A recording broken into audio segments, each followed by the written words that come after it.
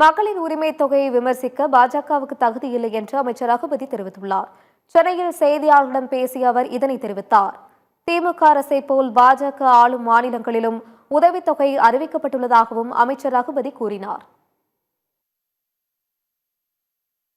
நாடு முழுவதும் ஏற்படுத்திய தாக்கத்தின் எதிரொலியாகவும் தேர்தல் வெற்றிக்கு ஆன வியூகமாகவும் மகாராஷ்டிரா, டெல்லி உள்ளிட்ட பாஜக மாநிலங்களில் மகளிர் உரிமை தொகை திட்டத்தை அறிமுகப்படுத்தியது பாஜக. டெல்லியிலையும் மகாராஷ்டிராவிலையும் ஜெயிக்கிறதுக்காக வேண்டி. அதே நேரம் தேர்தல் முடிந்த பிறகு மகளிர் நிதி உதவி திட்டங்களின் பயனாளிகளை அதிரடியாக குறைத்து இலவச திட்டங்களுக்கு எதிரான தனது வன்மத்தை வெளிப்படுத்தியது. மகளிர் உரிமை தொகையை முடக்கி வைக்க பாஜக, அதிமுக சதி செய்கிறது.